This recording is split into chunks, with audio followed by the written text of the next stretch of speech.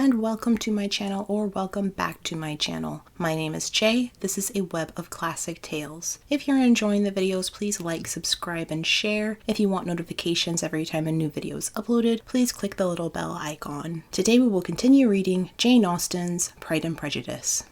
Elizabeth's impatience to acquaint Jane with what had happened could no longer be overcome, and at length, resolving to suppress every particular in which her sister was concerned, and preparing her to be surprised, she related to her the next morning the chief of the scene between Mr. Darcy and herself. Miss Bennet's astonishment was soon lessened by the strong sisterly partiality which made any admiration of Elizabeth appear perfectly natural, and all surprise was shortly lost in other feelings. She was sorry that Mr. Darcy should have delivered his sentiments in a matter so little suited to recommend them, but still more was she grieved for the unhappiness which her sister's refusal must have given him. "His being so sure of succeeding was wrong," said she, "and certainly ought not to have appeared. But consider how much it must increase his disappointment."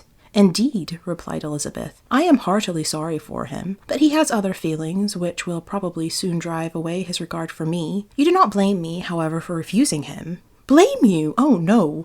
"But you blame me for having spoken so warmly of Wickham." "No, I do not know that you were wrong in saying what you did, but you will know it when I tell you what happened the very next day." She then spoke of the letter, repeating the whole of its contents as far as they concerned George Wickham. What a stroke this was for poor Jane, who would willingly have gone through the world without believing that so much wickedness existed in the whole race of mankind as was here collected in one individual. Nor was Darcy's vindication, though grateful to her feelings, capable of consoling her for such discovery. Most earnestly did she labor to prove the probability of error, and seek to clear the one without involving the other. "This will not do," said Elizabeth. "You never will be able to make both of them good for anything. Take your choice, but you must be satisfied with only one.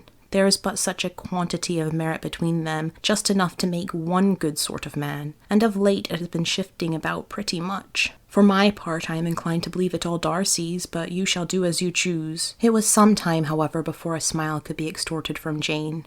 "I do not know when I have been more shocked," said she. "Wickham so very bad. It is almost past belief. And poor Mr. Darcy, dear Lizzie, only consider what he must have suffered. Such a disappointment, and with the knowledge of your ill opinion too, and having to relate such a thing of his sister. It is really too distressing. I am sure you must feel it so." "Oh no, my regret and compassion are all done away by seeing you so full of both. I know you will do him such ample justice that I am growing every moment more unconcerned and indifferent. Your profusion makes me saving. And if you lament over him much longer, my heart will be as light as a feather. Poor Wickham! There is such an expression of goodness in his countenance, such an openness and gentleness in his manner."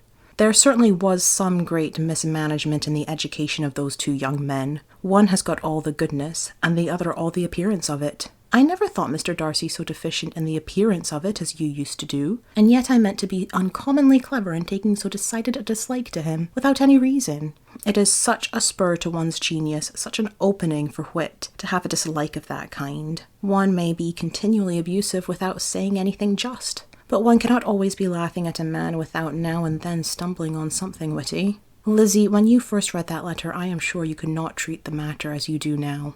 Indeed, I could not. I was uncomfortable enough, I may say unhappy, and with no one to speak about what I felt, no Jane to comfort me and say that I had not been so very weak and vain and nonsensical as I knew I had. Oh, how I wanted you! How unfortunate that you should have used such very strong expressions in speaking of Wickham to Mr. Darcy, for now they do appear wholly undeserved." "Certainly, but this misfortune of speaking with bitterness is a most natural consequence of the prejudices I had been encouraging. There is one point on which I want your advice. I want to be told whether I ought, or ought not, to make our acquaintances in general understand Wickham's character." Miss Bennet paused a little, and then replied, "Surely there can be no occasion for exposing him so dreadfully. What is your opinion?"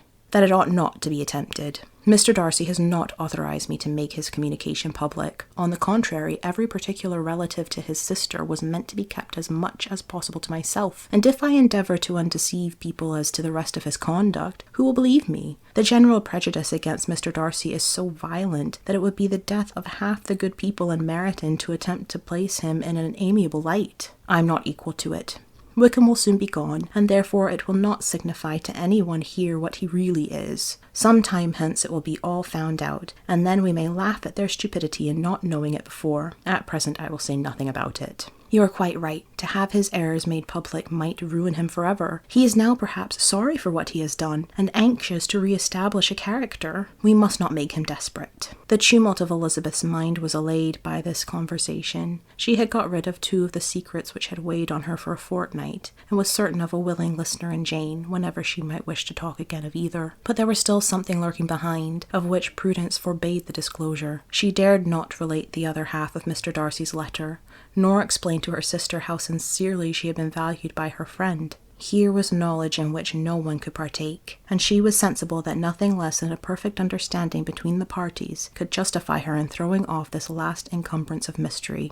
"And then," said she, "if that very improbable event should ever take place, I shall merely be able to tell what Bingley may tell in a much more agreeable manner himself. The liberty of communication cannot be mine till it has lost all its value." She was now on being settled at home at leisure to observe the real state of her sister's spirits. Jane was not happy. She still cherished a very tender affection for Bingley. Having never even fancied herself in love before, her regard had all the warmth of first attachment, and, from her age and disposition, greater steadiness than most first attachments often boast. And so fervently did she value his remembrance, and prefer him to every other man, that all her good sense, and all her attentions to the feelings of her friends, were requisite to check the indulgence of those regrets, which must have been injurious to her own health and their tranquillity. "Well, Lizzie," said Mrs. Bennet one day, "what is your opinion now of this sad business of Jane's? For my part, I am determined never to speak of it again to anybody. I told my sister Philip so the other day, but I cannot find out that Jane saw anything of him in London. Well, he is a very undeserving young man, and I do not suppose there's the least chance in the world of her ever getting him now. There's no talk of his coming to Netherfield again in the summer, and I have inquired of everybody, too, who is likely to know.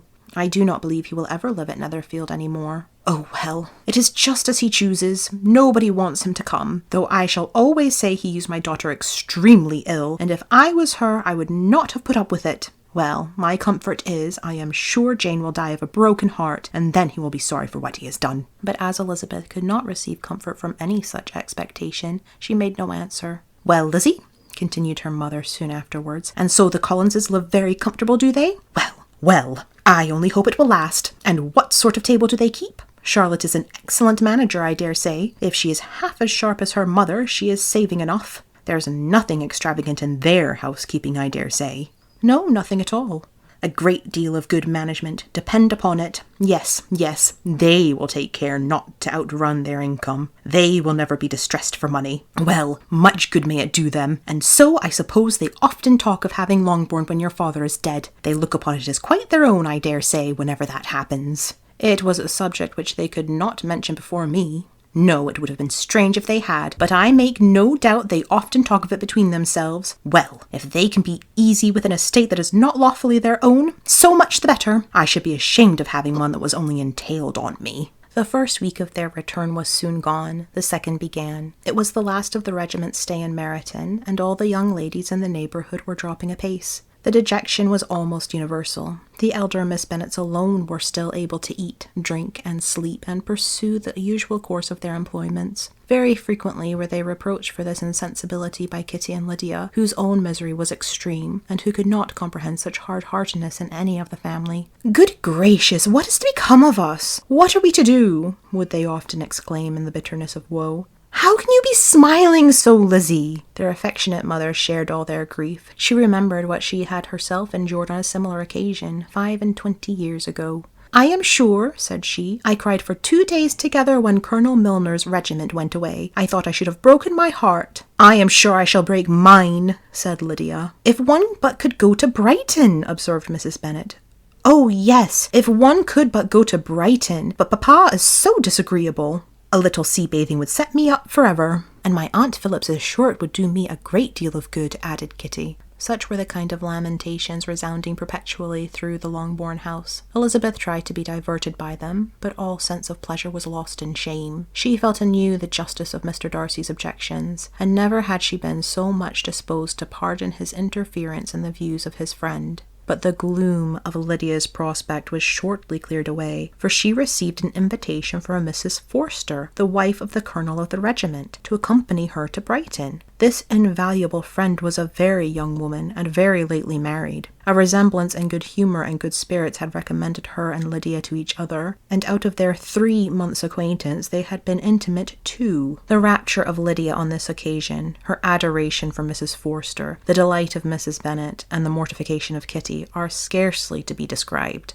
Wholly inattentive to her sister's feelings, Lydia flew about the house in restless ecstasy, calling for everyone's congratulations and laughing and talking with more violence than ever, whilst the luckless Kitty continued in the parlour repined at her fate in terms as unreasonable as her accent was peevish. "I cannot see why Mrs. Forster should not ask me as well as Lydia," said she. "Though I am not her particular friend, I have just as much right to be asked as she has, and more too, for I am 2 years older." In vain did Elizabeth attempt to make her reasonable, and Jane to make her resigned. As for Elizabeth herself, this invitation was so far from exciting in her the same feeling as in her mother and Lydia, that she considered it as the death warrant of all the possibility of common sense for the latter, and detestable as such a step must make her were it known, she could not help secretly advising her father not to let her go. She represented to him all the improprieties of Lydia's general behaviour, the little advantage she could derive from the friendship of such a woman as Mrs. Forster, and the probability of her being yet more imprudent with such a companion at Brighton, where the temptation must be greater than at home. He heard her attentively and then said, "Lydia will never be easy until she has exposed herself in some public place or other, and we can never expect her to do it with so little expense or inconvenience to her family as under the present circumstances." "If you were aware," said Elizabeth, "of the very great disadvantage to us all which must arise from the public notice of Lydia's unguarded and imprudent manner, nay, which has already arisen from it, I am sure you would judge differently in the affair." "Already arisen?" repeated Mr. Bennet. "What, has she frightened away some of your lovers?" "Poor little Lizzie! But do not be cast down. Such squeamish youths as cannot bear to be connected with a little absurdity are not worth a regret. Come, let me see the list of pitiful fellows who have been kept aloof by Lydia's follies." "Indeed you are mistaken. I have no such injuries to resent. It is not of particular, but of general evils which I am now complaining. Our importance, our respectability in the world must be affected by the wild volatility, the assurance and disdain of all restraint which marks Lydia's character. Excuse me, for I must speak plainly. If you, my dear father, will not take the trouble of checking her exuberant spirits, and of teaching her that her present pursuits are not to be the business of her life, she will soon be beyond the reach of amendment, her character will be fixed, and she will, at 16, be the most determined flirt that ever made herself or her family ridiculous. A flirt, too, in the worst and meanest degree of flirtation, without any attraction beyond youth and a tolerable person, and from the ignorance and emptiness of her mind, wholly unable to ward off any portion of that universal contempt which her rage for admiration will excite. In this danger Kitty also is comprehended. She will follow wherever Lydia leads, vain, ignorant, idle, and absolutely uncontrolled. Oh, my dear father, can you suppose it possible that they will not be censured and despised wherever they are known, and that their sisters will not be often involved in the disgrace?" Mr. Bennet saw that her whole heart was in the subject, and affectionately taking her hand said in reply, "Do not make yourself uneasy, my love. Wherever you and Jane are known, you must be respected and valued, and you will not appear to less advantage for having a couple of, or I may say 3, very silly sisters. We shall have no peace at Longbourn if Lydia does not go to Brighton. Let her go then. Colonel Forster is a sensible man, and will keep her out of any real mischief, and she is luckily too poor to be an object of prey to anybody. At Brighton she will be of less importance even as a common flirt than she has been here. The officers will find women better worth their notice. Let us hope, therefore, that her being there may teach her her own insignificance. At any rate, she cannot grow many degrees worse, without authorizing us to lock her up for the rest of her life." With this answer Elizabeth was forced to be content, but her own opinion continued the same, and she left him disappointed and sorry. It was not in her nature, however, to increase her vexations by dwelling on them. She was confident of having performed her duty, and to fret over unavoidable evils, or augment them by anxiety, was no part of her disposition.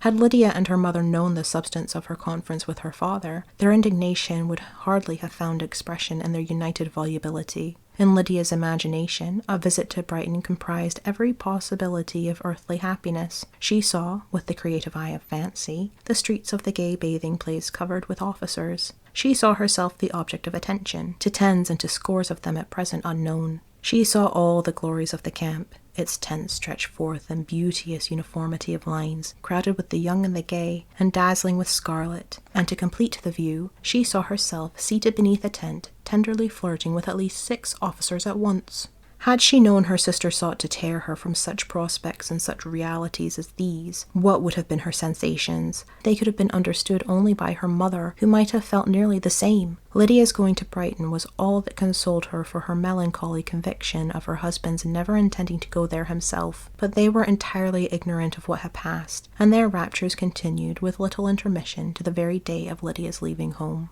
Elizabeth was now to see Mr. Wickham for the last time, having been frequently in company with him since her return. Agitation was pretty well over, the agitations of formal partiality entirely so. She had even learnt to detect, in the very gentleness which had first delighted her, an affectation and a sameness to disgust and weary. In his present behaviour to herself, moreover, she had a fresh source of displeasure, for the inclination he soon testified of renewing those intentions which had marked the early part of their acquaintance could only serve, after what had since passed, to provoke her. She lost all concern for him in finding herself thus selected as the object of such idle and frivolous gallantry, and while she steadily repressed it, could not but feel the reproof contained in his believing that, however long, and for whatever cause, his attentions had been withdrawn, her vanity would be gratified, and her preference secured at any time by their renewal. On the very last day of the regiment's remaining at Meryton, he dined with other of the officers at Longbourn, and so little was Elizabeth disposed to part from him in good humour, that on his making some inquiry as to the manner in which her time had passed at Hunsford, she mentioned Colonel Fitzwilliam's and Mr. Darcy's having both spent 3 weeks at Rosings, and asked him if he was acquainted with the former. He looked surprised, displeased, alarmed, but with a moment's recollection and a returning smile replied that he had formerly seen him often, and after observing that he was a very gentlemanlike man,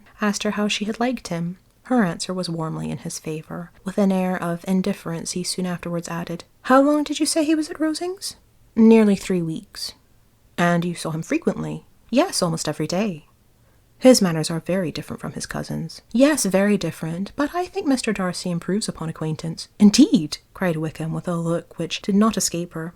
"And pray may I ask," but checking himself, he added in a gayer tone, "is it in address that he improves? Has he deigned to add aught of civility to his ordinary style? For I dare not hope," he continued in a lower and more serious tone, "that he is improved in essentials." "Oh no," said Elizabeth. "In essentials I believe he is very much what he ever was." While she spoke, Wickham looked as if scarcely knowing whether to rejoice over her words or to distrust their meaning. There was a something in her countenance which made him listen with an apprehensive and anxious attention, while she added, "When I said that he improved on acquaintance, I did not mean that his mind or his manners were in a state of improvement, but that, from knowing him better, his disposition was better understood." Wickham's alarm now appeared in a heightened complexion and agitated look. For a few minutes he was silent, till, shaking off his embarrassment, he turned to her again, and said in the gentlest of accents, "You, who so well know my feelings toward Mr. Darcy, will readily comprehend how sincerely I must rejoice that he is wise enough to assume even the appearance of what is right. His pride in that direction may be of service, if not to himself, to many others, for it must only deter him from such foul misconduct as I have suffered by.